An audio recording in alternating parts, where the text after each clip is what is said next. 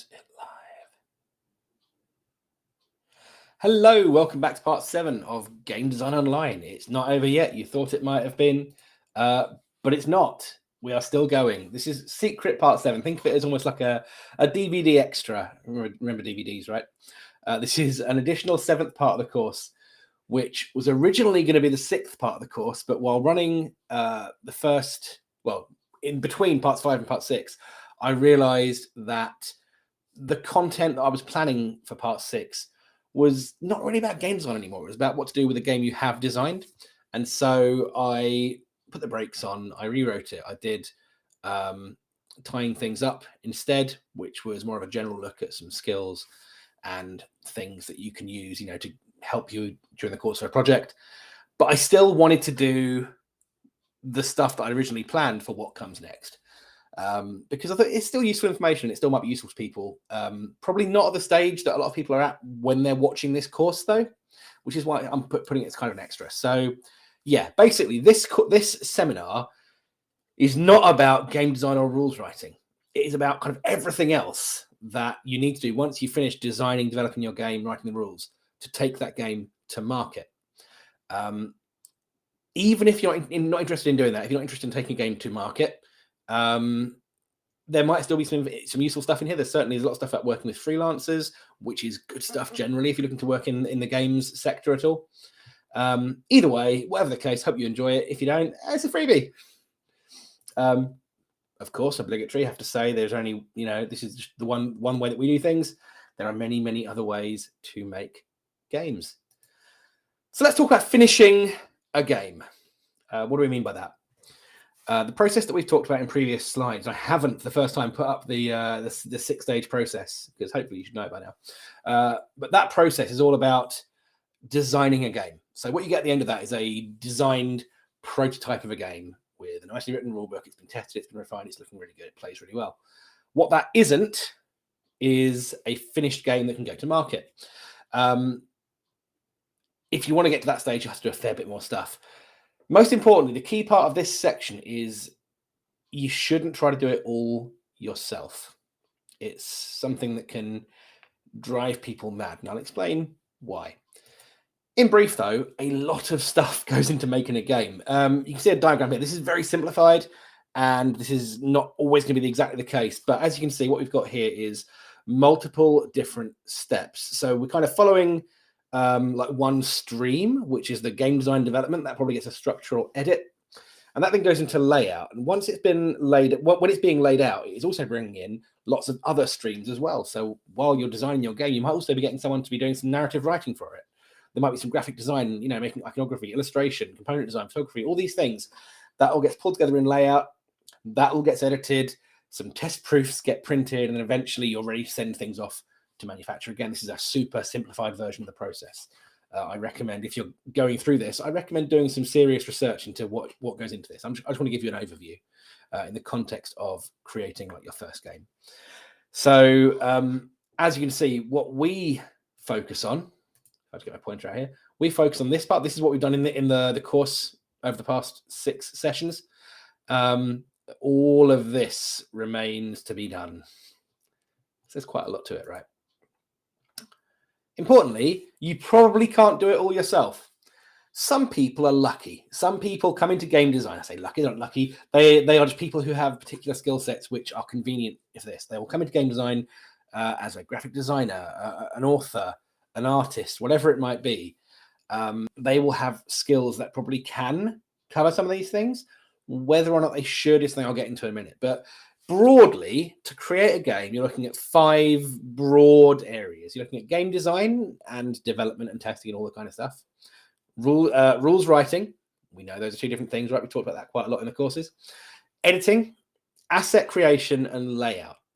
Let's talk a bit more about what I mean by those 5 things. So hopefully by now you know what game design and rules writing are. I've talked about it for 6 and a bit hours so far on this course. So if you don't know what those things are, I've let you down, and I apologize. Importantly, you kind of want to get these things done before you focus on other things. Now, that's not always the case. If you have a friend who's an artist who wants to collaborate on a game, they might say, I've done all this awesome art. Can you make a game based on this? It could be that you're a novelist or someone who likes writing short stories and you've written a cool story and you want to make a role-playing game set in the world of that story. So maybe you've done the writing first. That's fine. But from a purely like default standpoint, if you're wanting to get all this stuff made for your game, deal with the game design and rules writing first. The reason for this is that if you start commissioning people to do iconography and artwork and layout before your game is fully designed and your rules are written, you might end up not using the stuff you had to pay for because you might change what the game is. Or worse, you might keep things in because you've got that stuff made and you want to justify the expense. And that's just as bad, right? That's a bad thing because you can end up leaving things in. And we've already talked a lot about murdering your darlings and leaving things in that have outstayed their welcome. So yeah, deal with your game first, then worry about the rest of this stuff. Finished. I don't know when a game is finished. Generally for me, a game is finished about a fortnight after the deadline when the client is shouting at me because they want their game. A game is finished when you can bear to step away from it and call it finished. You can refine endlessly. We've shown previously, I know in the playtesting seminar 3, I showed a graph of like iteration over time and like the changes get finer and finer. And you can get to that point where kind of, each change is 0.001% further towards that theoretical perfect game and aesthetic perfection. And there comes a point where you have to just kind of accept that it's done. The question to ask yourself is, if I hand this in its current state to someone who hasn't played it before, someone who, will give it a good shot, someone who wants to play it, if I hand it to them and walk away and ask them to play it, will they have a good time? So without me having any input, without me doing anything, will someone have a good time playing this game? And if the answer is yes, then you're probably ready to start moving on to the next stages. And really, it's the question we ask ourselves throughout the process, right? When is the test build done? It's done when it's done. It's done when you feel like you want to start adding more stuff to the start and end of the game and fleshing it out. When's the mechanical draft done? Well, when you feel the core engine is really humming and you want to move on and add more detail and refinement. It's just the same questions again and again and again. The joy of the process that we use is it's kind of fractal. Each stage, you can kind of zoom in on it and see the stage, the pattern repeated, right? So yeah, so game design and rules writing shouldn't be a big challenge. The next one we talked about is editing. Editing, for anyone who doesn't know, is where someone will read through your text, any of your game components, cards, whatever else it might be, rulebooks, and they will give you feedback on the text. There are different types of edit, but most importantly, this is an essential step in creating a final product that is polished. I've seen so many games publishers not rate the idea of an editor and not want to use editors or want to just get someone in the office to read something through.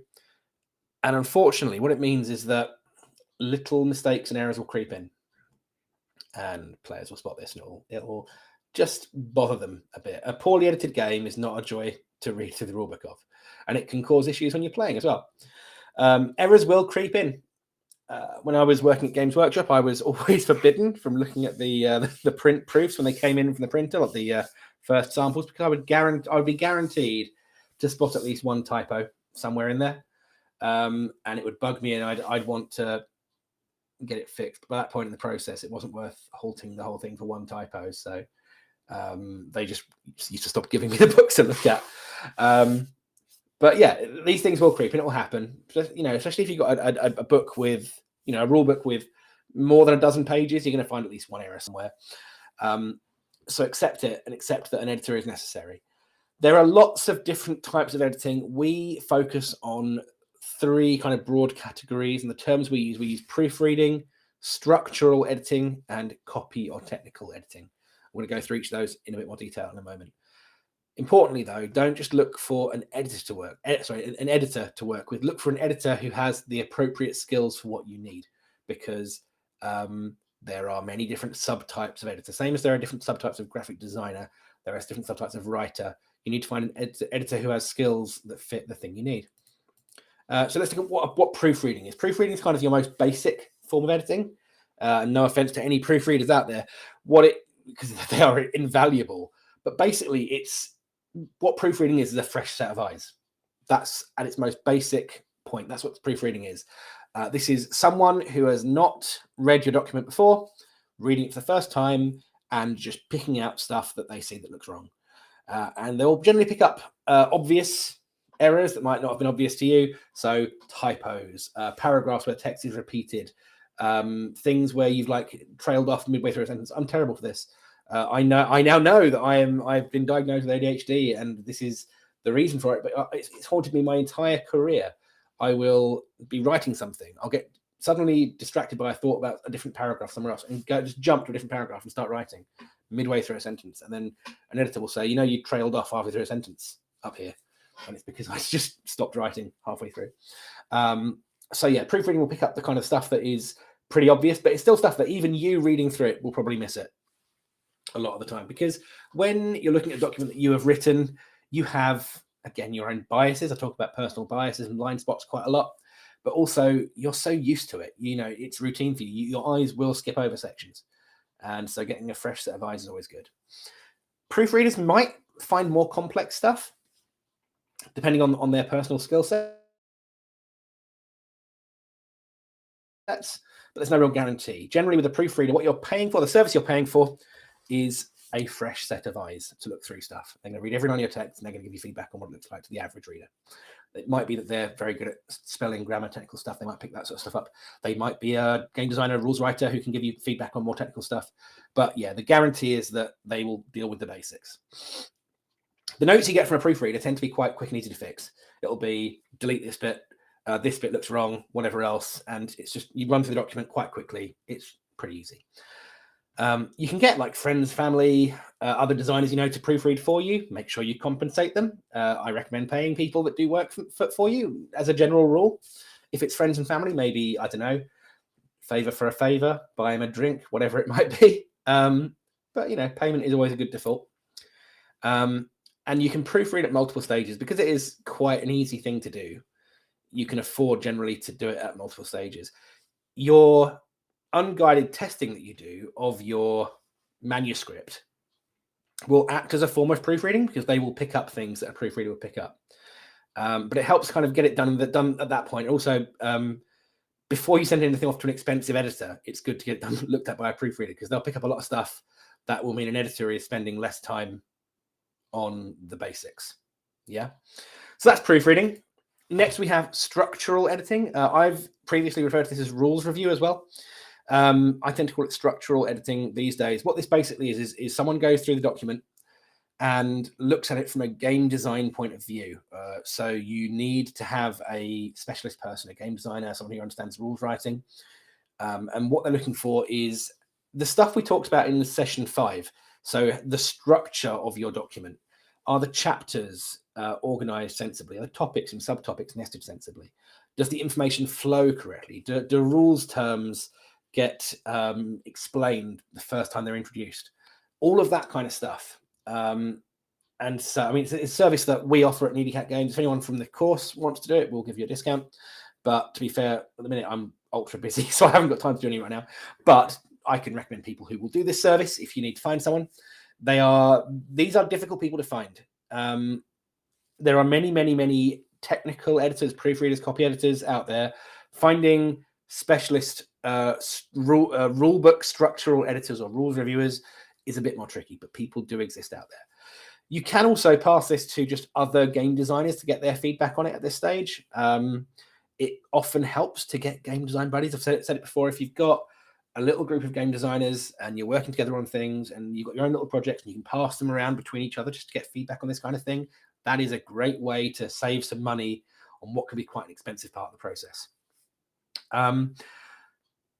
What's quite important is that structural editing notes can suggest significant rewrites. Now, generally, when you're working with an editor, they're always suggesting. They're not telling. It's your game at the end of the day, your document. They're going to tell you, I think this section should go before this section, or I don't think this section is well enough explained, or I think this rule in particular is reading as too complex. This can lead to significant rewrites. As such, you want to do this before the text is laid out. I often receive documents for a rules review that have had money spent on layout and graphic design. And then when I have to say, actually, I think this paragraph shouldn't be here, it should be 10 pages earlier, they're having to pay more money to get that re-laid out. So proofreading, whenever you like, Structural editing before layout. Don't do it after layout. Or at least, I mean, do it after layout if you want to, but do it before layout as well, because you want to make sure that you're, you're not giving your layout designer more work than you need to. Then we come into copy and technical editing. I think they're basically the same thing. I'm sure editors will tell me that there are differences. From my point of view, in my experience, they're basically the same thing. This is a thorough, detailed, what you would generally think of as an edit. So looking at spelling, grammar, formatting, page references. If something says, we talked in session 5 about flags, for positional flags. So see diagram to the right. Is that diagram actually to the right? An editor will hopefully pick that up. You can use it to check for consistency in rules terms as well. If you've created a lexicon, like we talked about in session 5, an editor can use that to make sure any instance of the word wound is got a capital W and is in bold, or whatever it is you might need to have. That's where lexicon can be really handy. You can pass it to them and say, please make sure I've done this. Please make sure I've not used the word action token when I meant action counter. You should always use a professional copy editor for this. They will often charge by the word, although some will charge by how long it's taken to do things. Either way, it's still preferable to get a proofreader to look through stuff first, pull out any obvious things, because even if a copy editor is charging by the word, so the document is one price, whether there's 100 notes or 1,000 across that document, it's still worth weeding out the basics, because then it gives the copy editor more of a chance to spot the more complex things. No editor is perfect. There can still be things slipping past them. Fortunately, though, copy edit notes, again, tend to be quick and easy to resolve. The editor will generally give you a suggestion. They might use suggest changes in Word or Google Docs, where they'll suggest things. You have to just go through and approve them, or they might just add notes and you have to rewrite those things. Generally quick and easy. It's similar to proofreading in that regard. This you should reserve until after layout. This should be like the last thing that happens to the text of your document, because you want to give the editor the most complete version of the document that exists. You want them to have something which is basically, everything's laid out, all diagrams are in place, so they can make sure everything is perfect as can be. And it will never be actually perfect, but they can try to push it there as much as they can. As it says here, I've already mentioned this, structural edits are costly and thorough, so proofread first. Copy editing is very precise. Don't do the structural edit after the copy edit, because if you have to rewrite things, then you'll need to get it copy edited again. And anything that's already been copy edited in those bits will be invalidated. So make sure you're using your editing in the right sort of process. Okay. So we talked about editing, game design and rules writing. Let's talk about asset creation. This is basically a really broad topic. It's anything you need for your game needs to be created by a creative person that isn't you doing the game design. So illustrations, artwork, all that kind of thing. Creation of textures and frames. So textures as in like the patterns and things that might go behind the text on a card or on the page in the rule book. You might also have different types of box outs and things. Frames are things that go around the page, or the general design of a card. So if you have a game card, a frame would be like the general design for one of those, and then they get laid out with multiple different cards using that frame. Iconography design. If you have any icons in your game, a graphic designer will have to design those for you. Generally, icons will be a graphic designer working with vector graphics. So straight line graphics which are scalable and nice and straightforward, as opposed to illustration, which is more like your artwork, which is generally done in something like Photoshop by an artist, or by hand, however they want to do it. Narrative writing, if you've got any sort of like color text in introductions, box outs, whatever it might be. Thematic information, if you're doing a role-playing game, you might have quite a lot, or a war game, you often see a lot of big chunky sections of narrative text in war games. Sculpting or component design, if you're using miniatures in your game, you have to get them sculpted. If you're getting custom meeples or resource tokens, whatever it might be, that's a whole part of asset creation. Photography is one people often forget, so getting someone to photograph things for the back of the box, or photograph them for if you're getting like top-down photographs of your board to use in illustrations and examples during the rules. anything like that is part of asset creation. And that will generally involve you working with another creative person to create those things for your game. Now, you can potentially do it for yourself. You have to ask yourself what your required standard is. If you want to make a polished, beautiful product to go on a shelf in a shop somewhere, then it has to be really, really good, right? The standard is high.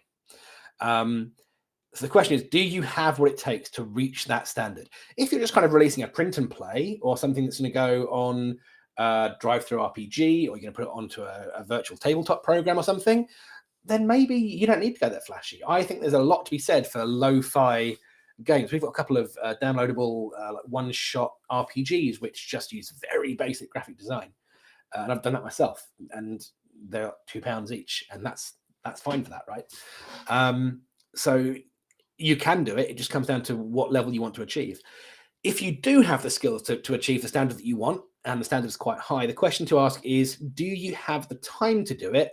And do you want to spend that time doing it?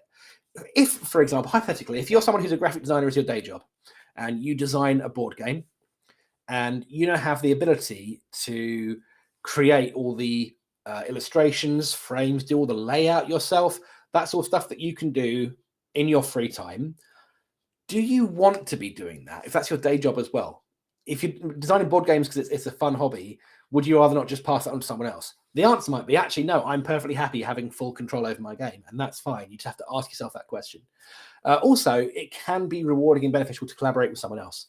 Working on someone else with a board game is a really cool thing to do. You can get a load of ideas from them, a load of input. When we were working on Steel Coliseum, as soon as we got our artist, graphic designer and sculptor involved, suddenly the game world exploded in loads of interesting ways, and they had so much cool input. So that can be really good. Of course, it does come with a cost. If you don't have the ability to reach that standard, then the question is, can you learn the skills? If so, can you afford that time, or do you want to be spending that time doing stuff, or could you just hire someone who knows what they're doing? And this is entirely up to you. There is no right way. But my word of caution is, don't just think, oh, I'll look up some tutorials and learn how to do that and do it all myself, because the time you spend doing that could not be worth it. And I say that as someone who, my first port of call is always, oh, I'll figure it out myself. And Needy Cat Games probably be a much bigger, more successful company if I'd stopped doing that earlier on. So yeah, assets, that's asset creation. Layout is the act of assembling the print files for your game by bringing all of those assets together with your manuscript and your prototype for your game. The layout designer will literally rebuild your game from the ground up. They'll probably use your prototype as a template. They probably won't use your prototype files. They will create everything from scratch using all the nice assets, the illustration, the artwork, all the things you hadn't had made for it. And they'll be looking at laying out not just the game itself, but the rule book, the box, any marketing materials might get done at this stage as well. If, for example, you're doing a Kickstarter or something, it's often handy to get the same person to do the Kickstarter graphics and things. It's really important to find a layout designer who understands print requirements, because there's a big difference between designing for the screen, for digital, so for websites and that sort of thing, and designing for print. Excuse me. There are literally different color settings. There are all sorts of considerations like bleed and other words I don't understand because it's not my forte. But make sure you get a layout designer who has worked with print and has experience in print. Similarly, if you're getting miniatures sculpted for your game, make sure you find a sculptor who has experience of working with miniatures, not just creating STLs for video games, because a lot of the technology is the same until about 70% of the way through the process, at which point it diverges massively, because when you're sculpting, a human warrior with a sword for a video game using whatever, ZBrush, whatever software they're using, you can sculpt them with exactly the same software, whether it's a miniature or a video game. But at a certain point, they have to start thinking about how the model will cast, how it will be produced, how it will be cut up, all these different things. And so you have to find a sculptor who has experience working with miniatures that we made to be that big, as opposed to, as big as they want on a screen, and that will work in the molding process. And yeah, again, with layout, make sure you get someone who understands print. Asset creation and layout, there's a fair bit of crossover. You might find graphic designers who can design icons and frames, also layout. We got really lucky. We worked with a guy called Tom Hutchings on Steel Coliseum. He's fantastic. He's done quite a bit of work on the industry over the years, and he did, all that stuff and layout for us, but it's very much two separate jobs. Some illustrators can also do graphic design jobs, but be aware that able to isn't always the same as is great at. In Tom's case, he's an absolute legend. But I've seen in the past people who have fallen foul when they've hired a graphic designer / illustrator to do things, and their illustration is very much their forte. The graphic design is the thing they've kind of just about figured out, and they've ended up, laying out books in Photoshop or whatever it might be, using software that they're more familiar with that isn't necessarily the right software for the job, and it can cause problems down the line. It is worth shopping around. It's worth getting information, getting recommendations from other designers. And again, this is why it's worth getting yourself into some kind of game design community. There are loads of great communities online. Our Discord server is one of them, I think. I think we've got a really nice crowd on there. But there are lots of groups where you can go and get recommendations for this kind of thing. Final word on this is it's important to recognize your constraints. This sort of stuff can be expensive. It is worth planning out in the early stages when you're doing like your design brief, because you're going to do a design brief, right? And that kind of thing at the start of your project. It's worth asking yourself, well, what do I need? How much artwork? Am I going to make a card game with 100 cards and unique art for every single card? How much will that cost? How can I find an artist who will reliably do, a piece of card art for £100, say? A, can I afford the £1,000 or so it will cost? And B, can I rely on them to do all of them consistently in the same kind of style in the time that I need to be done? If in doubt, simplify. You can always start simple and work on more complex stuff once you have an understanding of the process of game design. Because there's one thing knowing the theory, there's another, it's a whole different thing taking your game through the process of getting produced and manufactured. And you will learn a lot, and it's best to have as few moving parts as possible. So again, a lo-fi indie game with very little artwork is probably your winner to start off with. But it's not a mistake you want to make and then discover that you've made that mistake halfway through the process. So speaking of all that, let's talk about working with freelancers, because this is a thing that if you want to take your game to market, you'll probably end up having to do. When you want to take your game, as I said already, you'll probably have to work with freelancers if you want to take your game to being a finished product. It is down to you to direct and manage them. They will do the best job they can, fingers crossed, hopefully, but they will be limited by the information you give them and the direction you give them. It is also your responsibility to be a good client. Speaking of someone who has been both a freelancer and someone who employs freelancers, there are big differences between a good client who you want to work for and a bad client who you work for because it's a job and it pays the bills. And the latter one, you'll probably give a little bit less leeway to. If you want to be a client who your freelancers enjoy working for and will happily go that extra mile to make your thing really good, you've got to treat them right.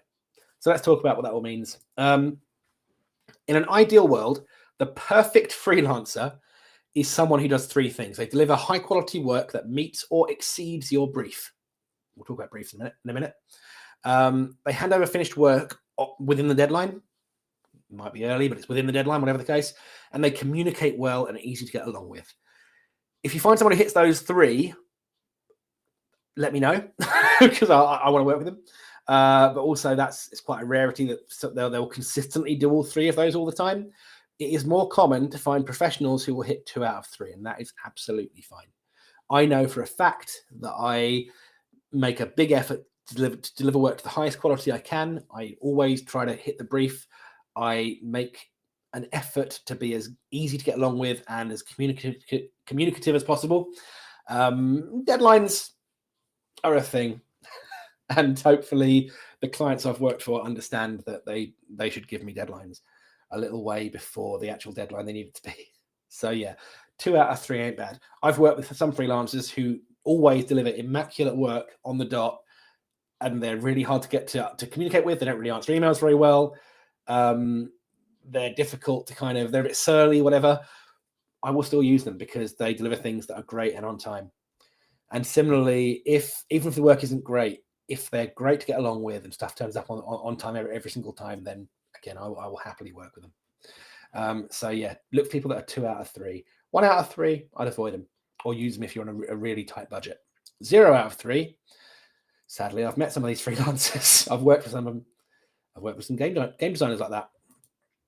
But anyway, how do you find a good freelancer? So first of all, know what you want. If you have, you're looking for freelancers to create art for your game, make sure you know what sort of look you want the art to have. Put together a mood board. Look for art in a particular style, and then you will be able to find artists on that. Look for recommendations. Shop around. There are loads of links online you can find. Just look up how to find an artist for a board game, how to find an editor for a board game, whatever it might be. Ask in the Discord chat. Recommendations are better than finding people you don't know anything about, especially when you're getting started, because there are a lot of people out there who are not as honest as you'd like them to be.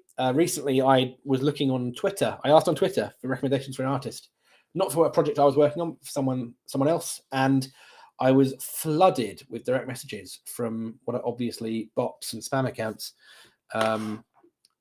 And it was, some of them were remarkably convincing at first until I realized how many of them were coming through and how they all had very similar profile pictures and things. So recommendations are always better. Whatever the case, though, using someone you haven't worked with before is always a risk. So plan for that. You don't want to overcommit too soon.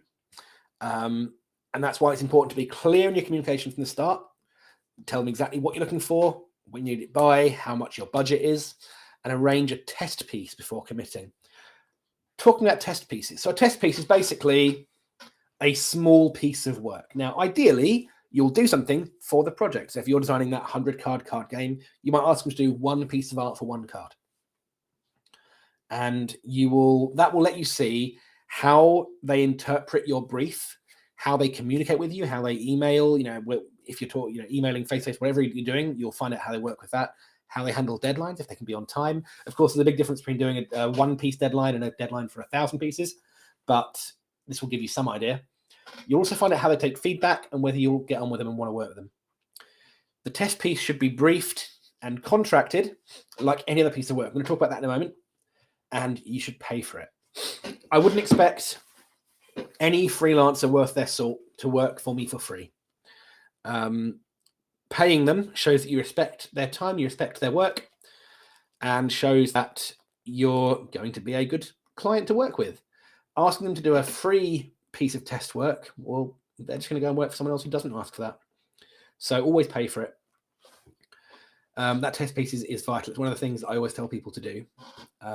And sometimes they're resistant. They go, well, what if I end up not using it? Well, then if you can't afford to pay for one test piece, maybe you can't afford to have art of that standard or that style in your game. So it's all about being aware of your limitations.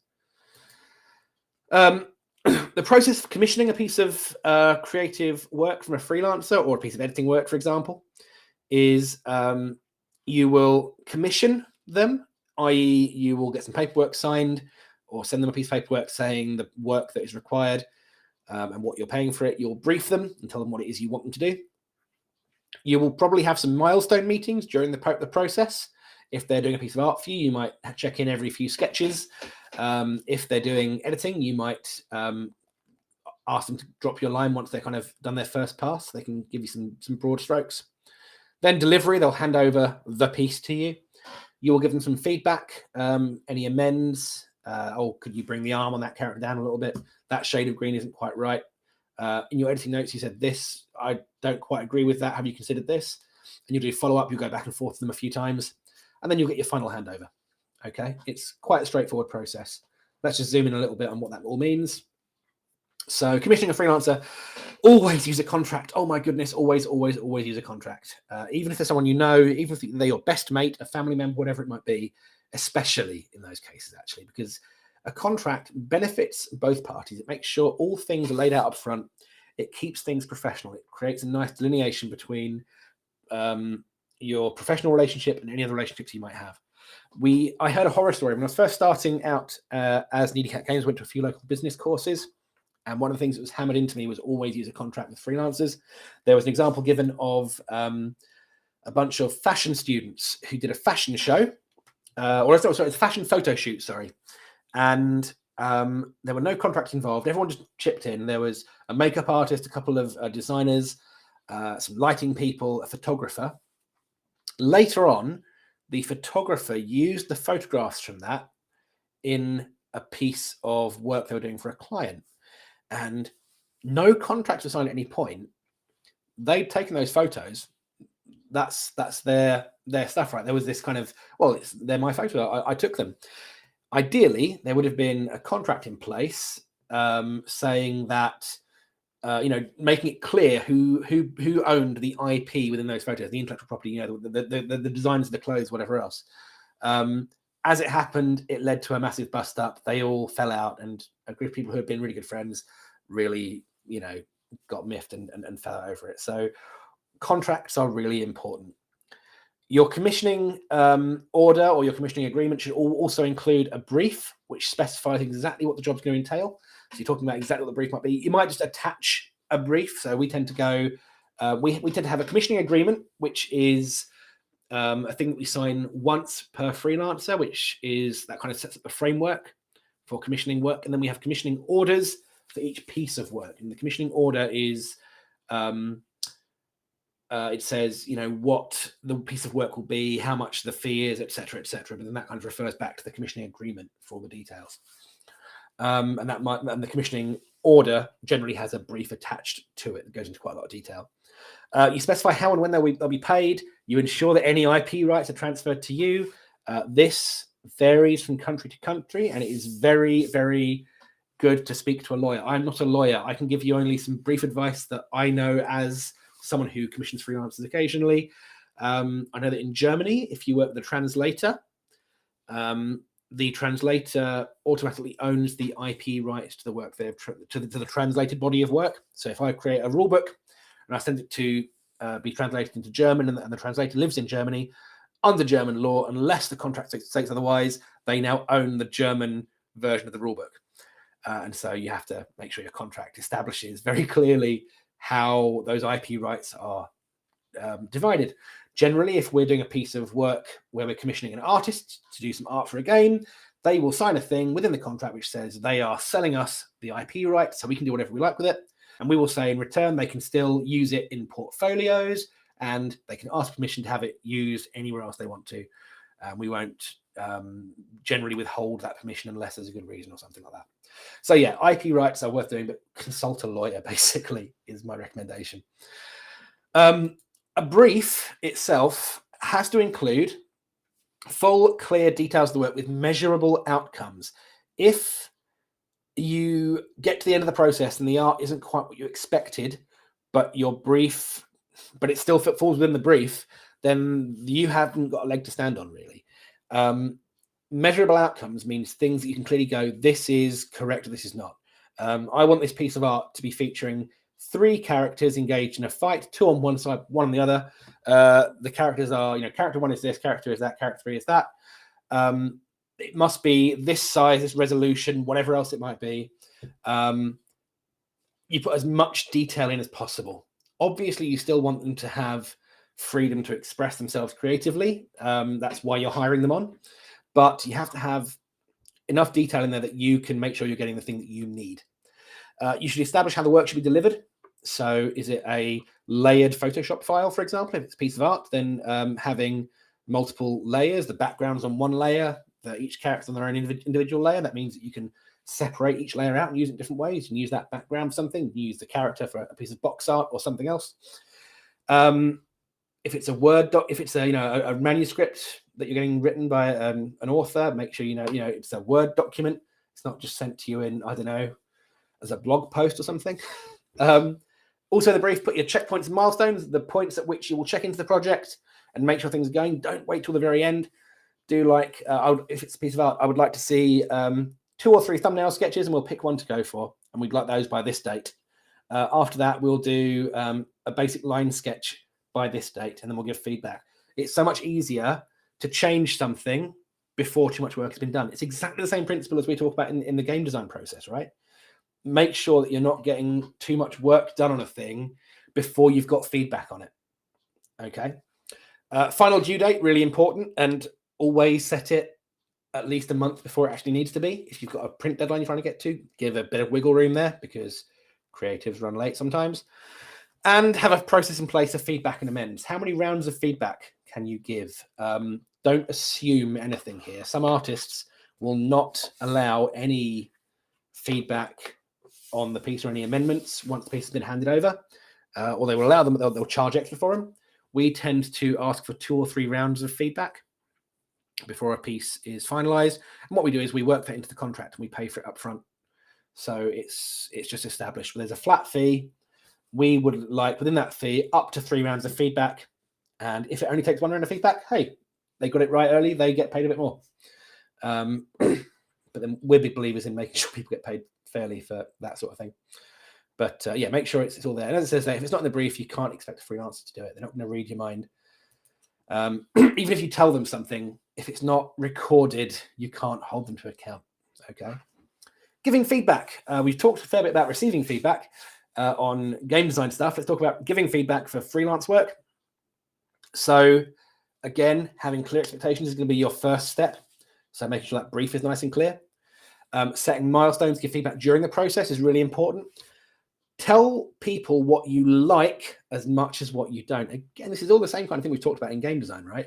It's just as important to say what works as what doesn't, to keep people, so people can, in this case, push more in that direction. You know, I really like the detail you've put into the weapons on this piece, but I'm not as fond of the shape of this arch in the background, or whatever. Make sure you're being as clear as you can on the different things. You want to give observations, not opinions, and be assertive, not aggressive. We've talked about all of this in playtesting. There's a hierarchy of communication. So the absolute ideal for giving feedback is face-to-face, in person.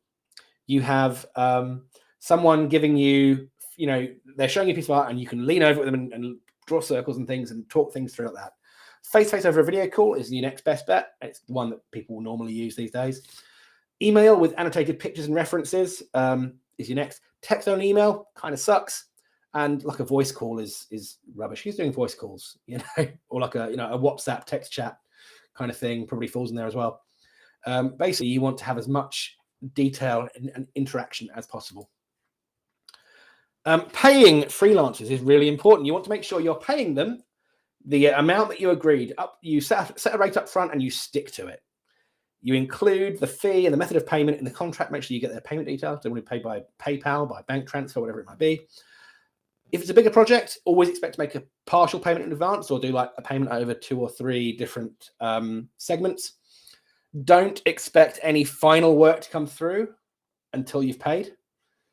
Only pay once you've received an invoice, especially if you're doing this in a way that you're going to have to pay tax on at some point down the line. If you're starting a business or anything or looking to publish games to a fairly high degree, if you haven't got invoices for your outgoing payments, you might not be able to claim them back.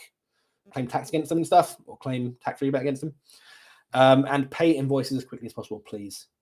In fact, the perfect client, here you go. So this mirrors that first part, yeah? The perfect client, and if you find any of these, please let me know, so I want to work for them.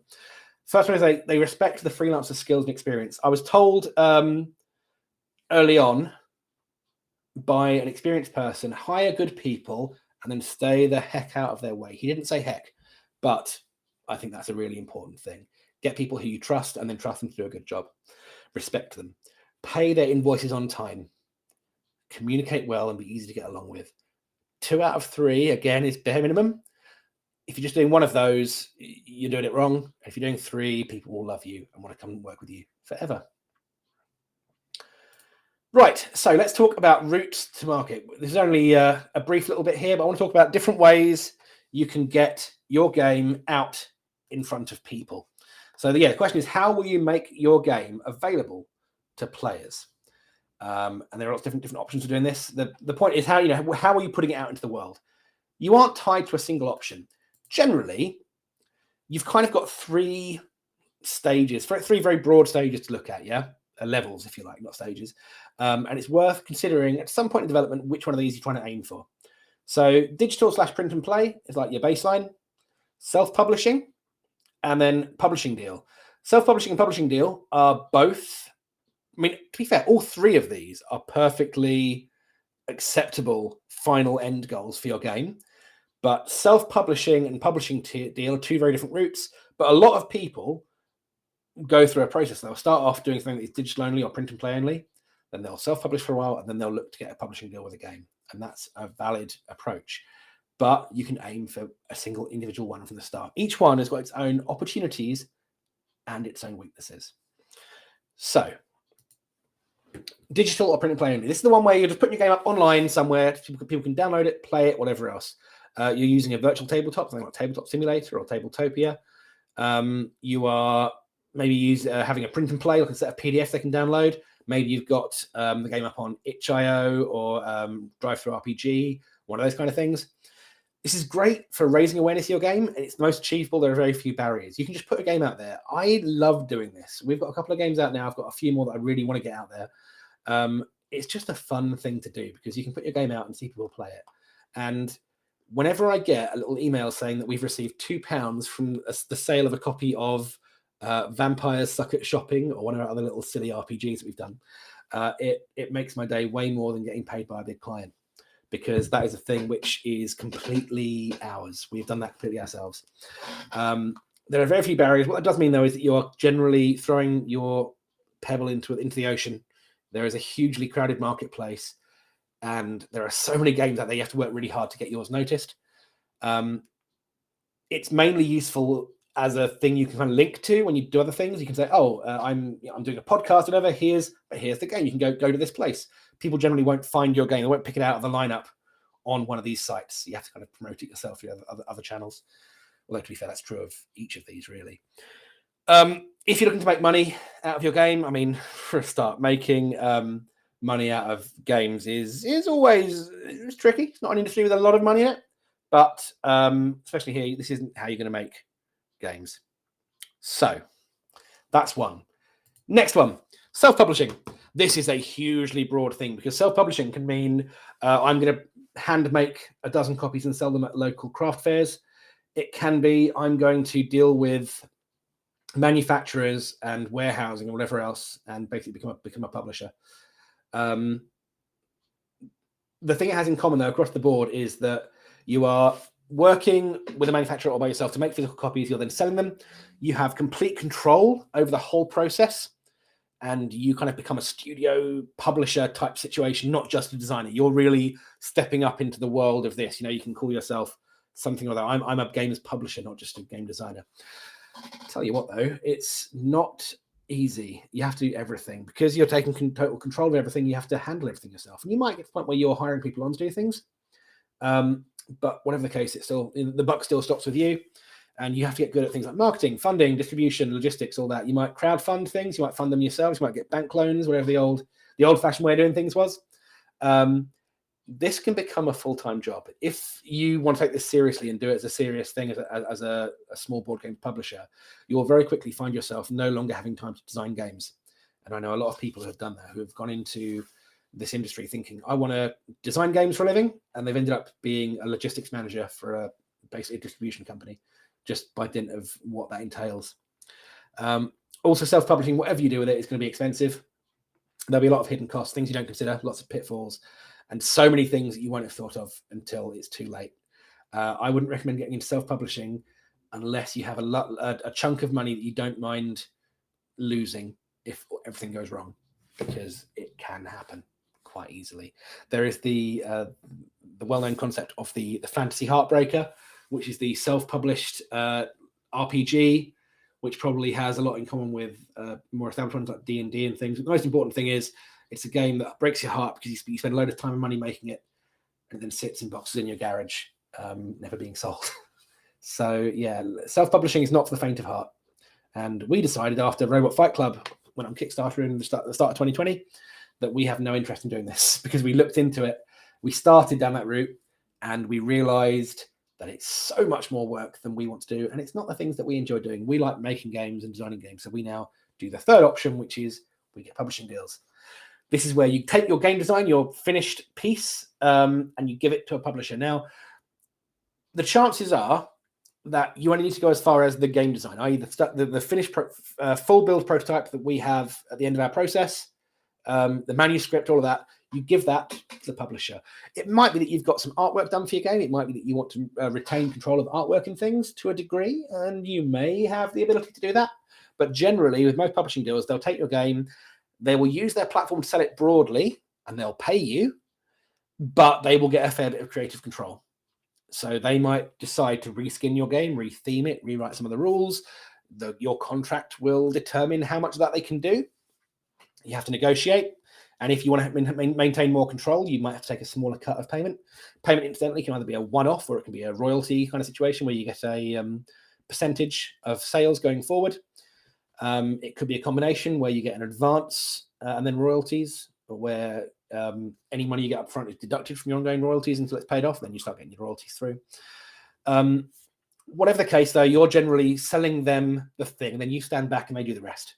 It takes a lot of the hard graft away from the work, but getting that foot in the door is difficult. There is a lot of competition out there. We're lucky, I know I'm very lucky in the fact that I've managed to get lucky in my career to get to the point where now I have publishers approaching me who want to work with me, which is fantastic. It's taken a lot of work to get here, but more than work, it's taken an awful lot of good luck. And I would certainly never recommend anyone hold out hope that they'll get as lucky as I have. You'll probably need to jump through a lot of hoops and do a lot of legwork. I've seen people have to attend multiple shows with games that are fantastic, games that are better than anything on the market that I've seen in similar genres, and it still takes them years to get their game noticed by a publisher, because you're not just relying on a publisher liking your game, you're holding out hope that your game will fit the gaps they've got in their range and the niche they want to fill. So working with a publisher is the easiest option technically, but also it's the one with the smallest chance of success potentially. And so you have to just keep on trying and trying and trying and getting very used to the idea of failure.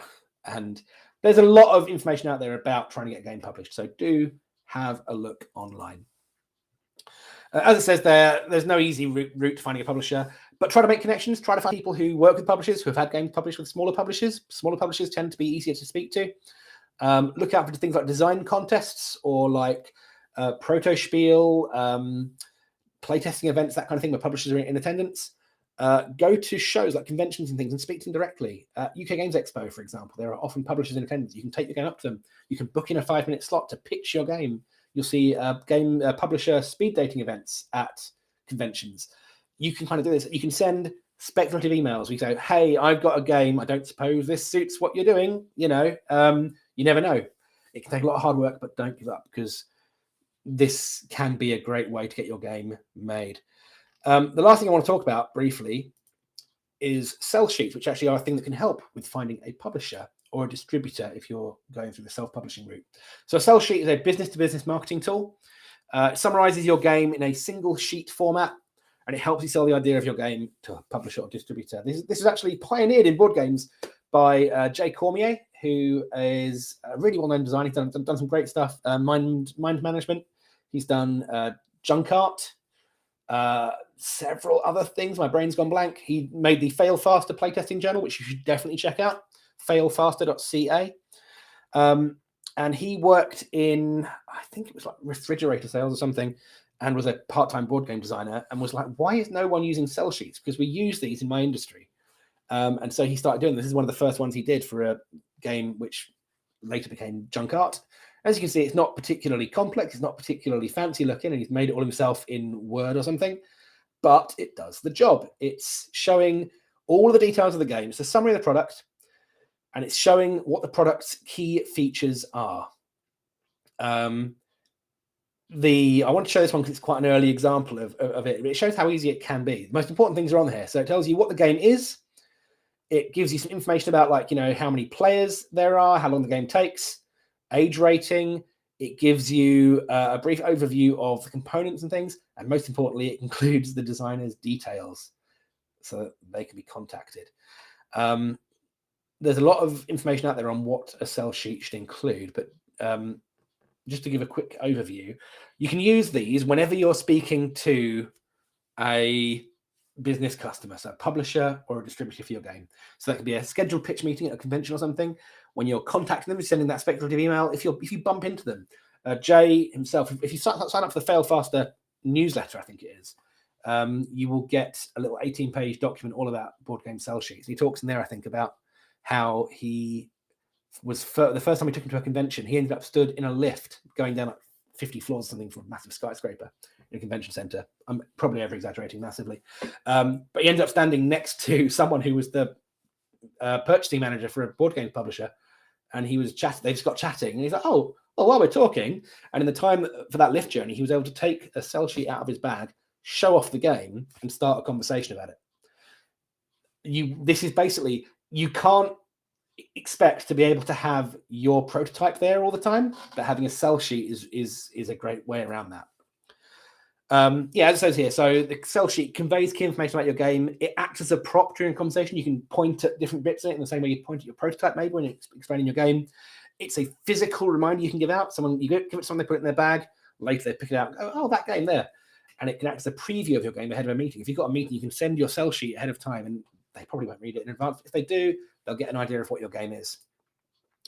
I would recommend that a sell sheet should contain your logo or a title in a suitable font. You haven't got to be a great graphic designer for this.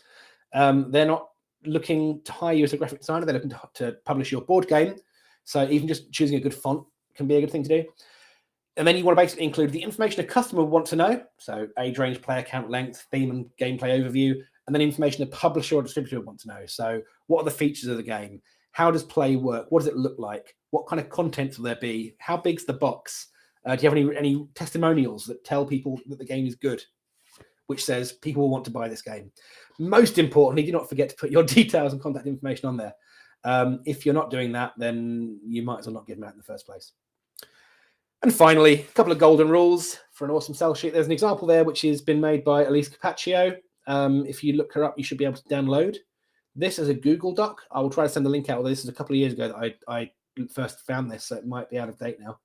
But at the time, there was certainly a Google Doc that you could edit as a basic starting point for a sell sheet.